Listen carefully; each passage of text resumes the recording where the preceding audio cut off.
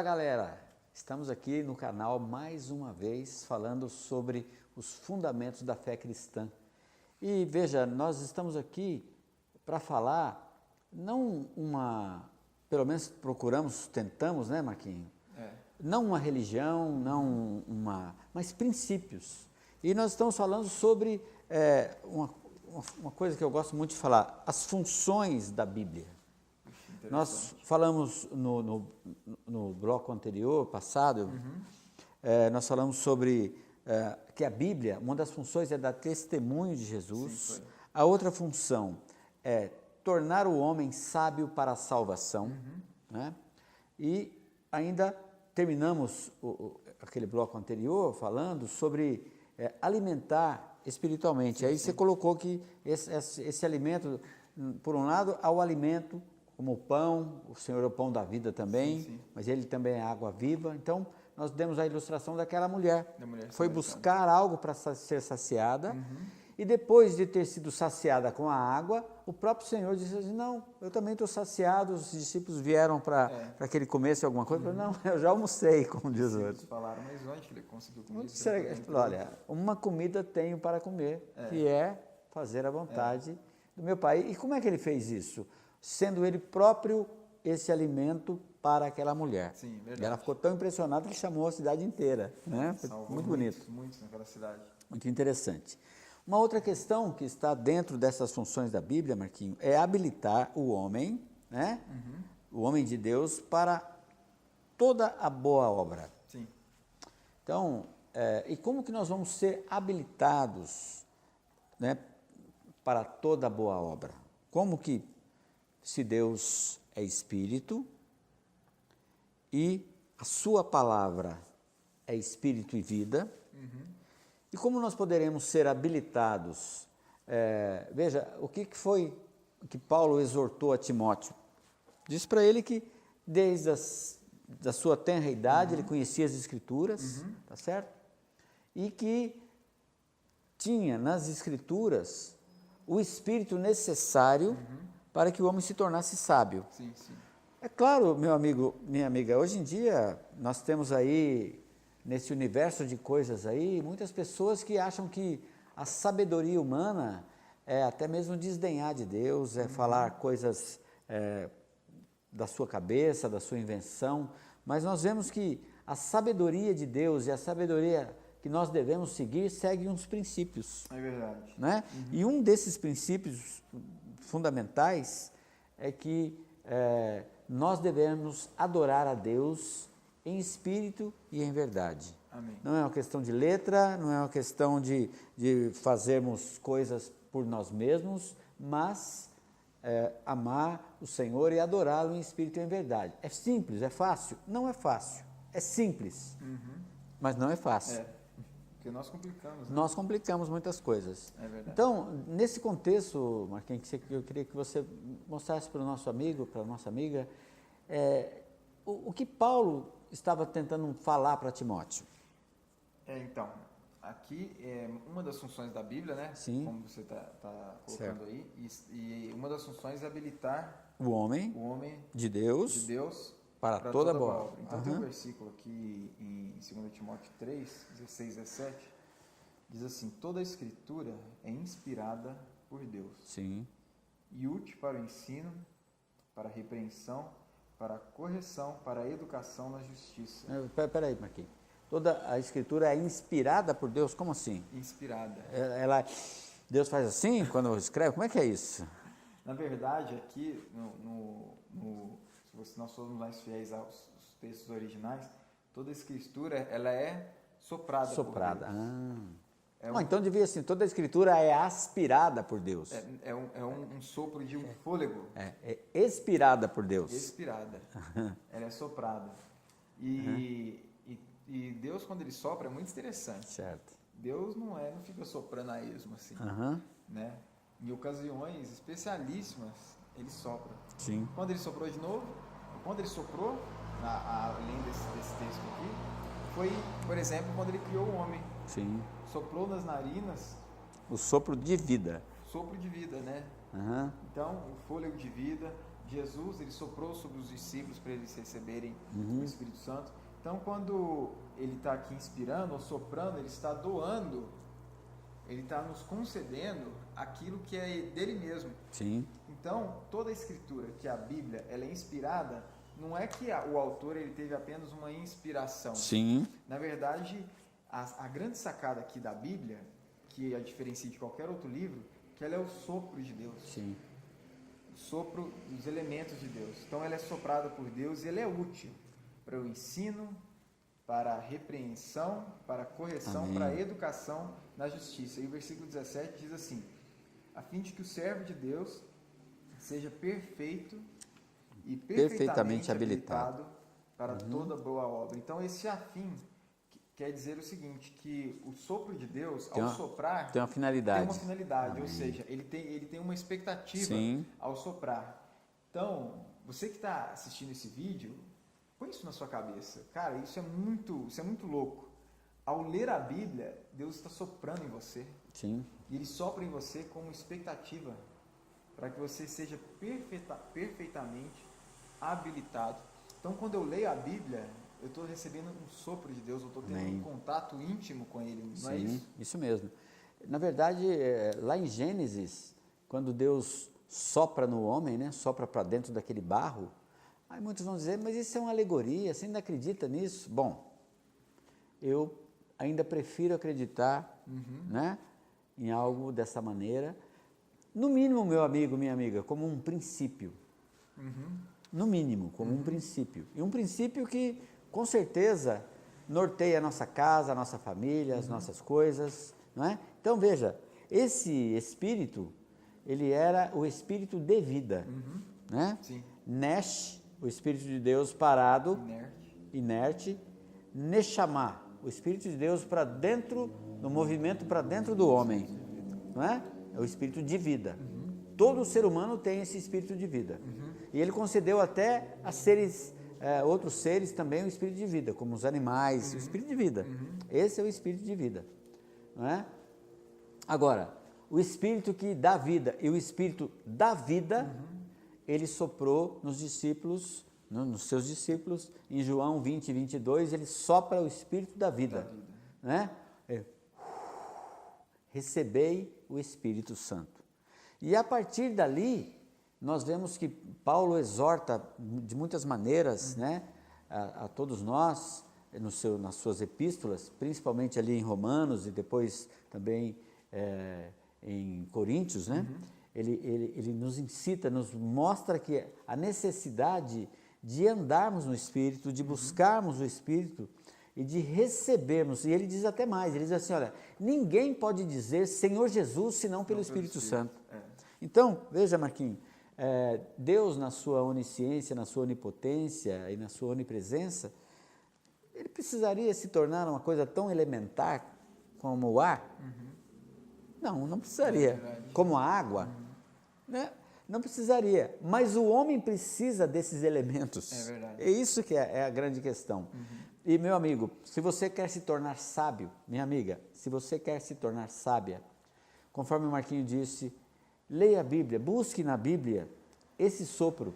Sempre que você chegar com o coração, com o espírito vazio, o Senhor vai encher. É isso mesmo. Não é? Agora, se você já chegar cheio, aí não tem como encher. Aí o Senhor vai ficar esperando você se esvaziar para que Ele possa encher com o seu espírito. É verdade. É isso mesmo. Tem um versículo que eu gosto muito de Hebreus 1:1. Diz que Deus, outrora, no passado, Ele falava aos pais, ou seja, ao povo de Israel. Sim. De muitas maneiras aos pais pelos profetas. Ele falava aos pais pelos profetas. Sim. Então era pelos profetas que ele falava aos pais. Nesses últimos dias, Ele nos falou pelo Filho, ou seja, Ele nos falou, no original grego está dizendo assim, Ele nos falou o Filho. O Filho. Amém. Ele nos falou, e quem é o Filho? É a palavra de Deus. O sopro. O sopro. Então, todas as vezes que eu tenho contato com a palavra, eu vou recebendo esses elementos, Sim. assim como o café da manhã que nós tomamos hoje, Agora ele faz parte do meu corpo. Sim. Todos os elementos que estavam ali na banana, na maçã, no Sim. suco, hoje faz parte da minha constituição. Amém. Então, eu acho que isso é muito revolucionário. É muito difícil você, em algum sermão religioso, você ouvir isso. Sim. Talvez você vai ouvir a Bíblia como um livro de normas para que você não faça determinada coisa ou para que você faça determinada coisa. Então, eu acho, N, que um conceito geral tem que ser habilitado para toda boa obra. Sim. Ainda é muito pobre, tendo a Bíblia só como um livro normativo de normas. Sim. Na verdade, habilitado por toda boa obra, eu vejo como você ser constituído. Sim. O que é ser constituído? É esses elementos que estão aqui, essa vida que está aqui, fazer parte da minha vida. Ok. Não é isso? Não é uma questão de conhecimento teórico e nem uma questão de conhecimento logos, né? É. A palavra logos, mas a palavra rema, que essa palavra rema é espírito e é vida. Sim. Né? Interessante isso, muito bom. Outro aspecto, Marquinho, das funções da Bíblia, um outro aspecto fantástico, maravilhoso, é iluminar o homem. Né? Interessante. Temos o nosso coração iluminado. Por quê? Porque Deus é luz. Ok? Deus é luz. Mas, por outro lado, Deus, veja, meu amigo, minha amiga, na sua grandiosidade, em tudo que Ele é, que Ele tem, na sua magnificência, Deus é luz. Mas o que tem a ver essa luz comigo, que estou aqui nas trevas, na terra, não é? O que tem isso a ver comigo? Não é? Deus é luz, certo? E o Filho é também essa luz. Então, Marquinhos, nós temos aqui em João, 1 João 1:5. Você quer dar uma lida para nós? Sim. Ora, a mensagem que da parte dele temos ouvido e vos anunciamos é esta, que Deus é luz e não há nele treva nenhuma. Aí, na continuação, né, diz que se nós mantemos comunhão com Ele, né, e não fazemos o que Ele manda, ou seja, não amamos os irmãos, então, nós, na verdade, nós estamos em trevas, né? É verdade. Estamos fora daquilo que é o objetivo de Deus. E então, o que nós vemos com isso? Que Deus é luz, conforme nós falamos anteriormente. Tá, Deus é luz, continuava sendo luz, certo? Agora, mesmo o Filho estando aqui na terra, na Palestina, há mais ou menos 2000 anos atrás, se ele fosse luz ali e continuasse ali mesmo, pronto, resolvido o problema, ele continuaria sendo luz e as pessoas continuariam em trevas. Né? Mas ele fez uma coisa um pouco diferente, uma coisa ousada, né, Marquinhos? Ele, em Mateus 4:16, e aí, você quer dar uma lida para nós? Diz assim esse texto: o povo que jazia em trevas viu grande luz, e aos que viviam na região e sombra da morte, resplandeceu-lhes a luz. Puxa, o povo que jazia em trevas, ou seja, estavam mortos, né? Sim. Jazia Isso. viu grande luz. E aos que viviam na região e sombra da morte. Então aqui tem dois tipos de pessoas. Aqueles que estão mortos mesmo, Sim. né? E aqui eu fico encabulado com essa parte. Os que viviam na região e sombra. O que quer dizer isso? Vivia na região e sombra? Região e sombra da morte. Ou seja, era o lugar mais baixo daquela sociedade, daquela época, né? Resplandeceu-lhe. Então, um aqui estava morto. Os outros viviam à sombra da região das trevas. Então, Jesus ele vem para trazer a luz e, de uma forma prática, a luz, o que ela faz? Ela dissipa as trevas.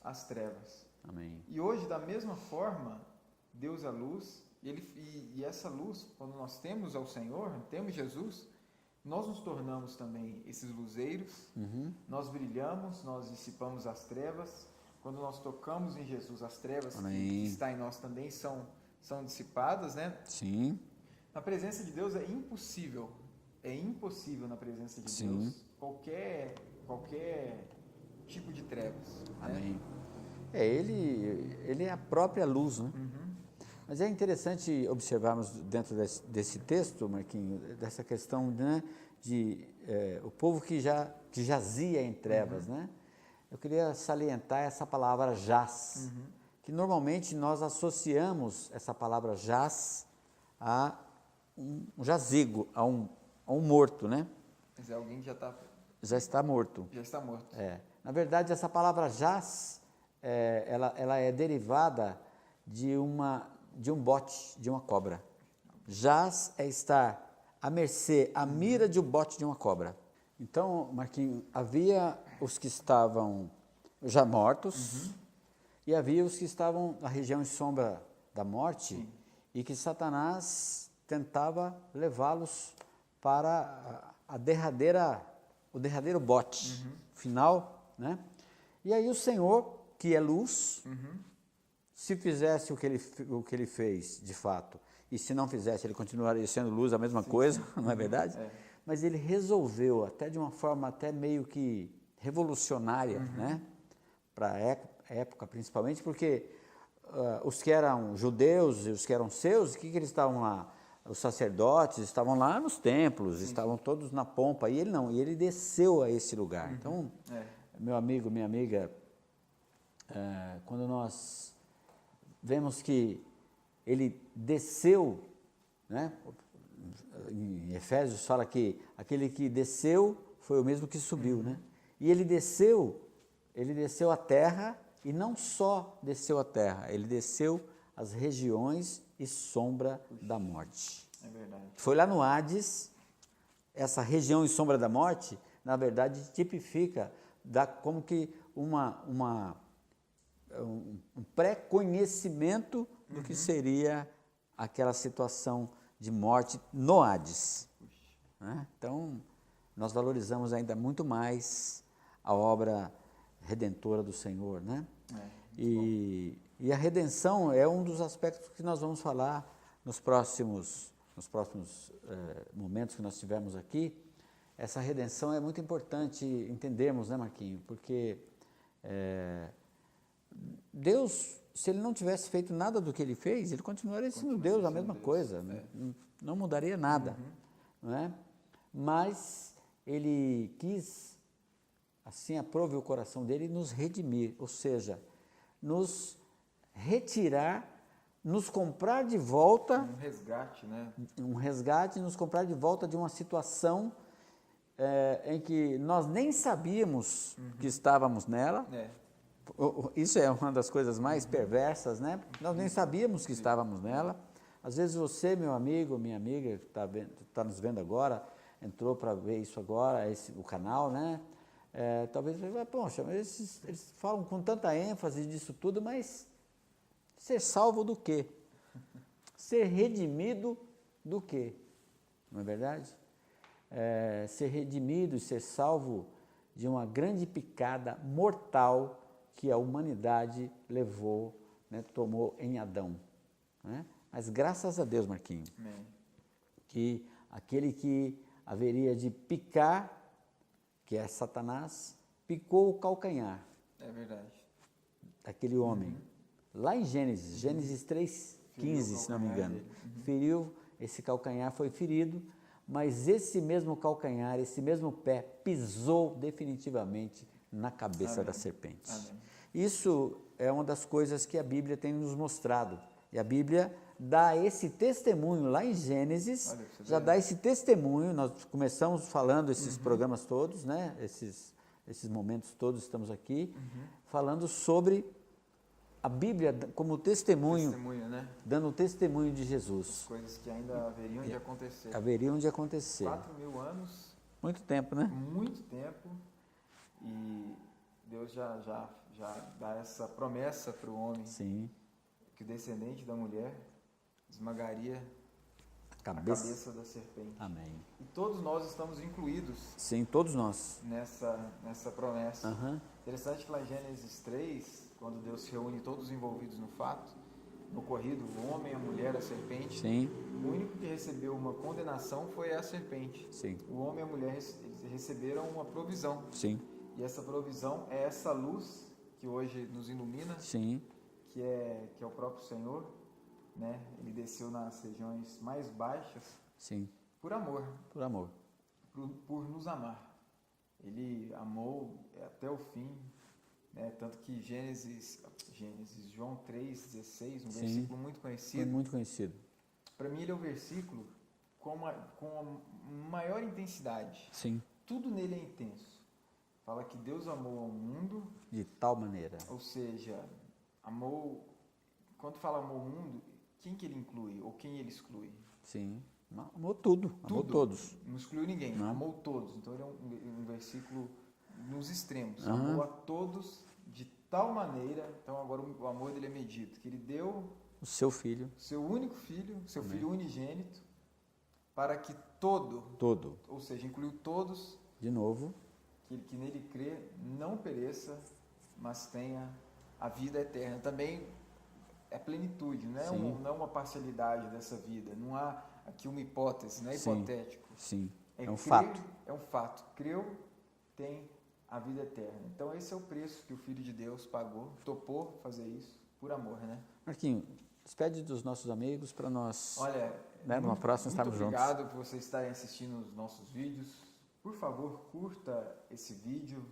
Também se inscreva no nosso canal. Dê muitos likes. Compartilhem também esses vídeos. Porque nós queremos, através da palavra de Deus, levar para você luz, levar para você suprimento espiritual. E muito obrigado. Valeu. Valeu. Até mais. Até mais.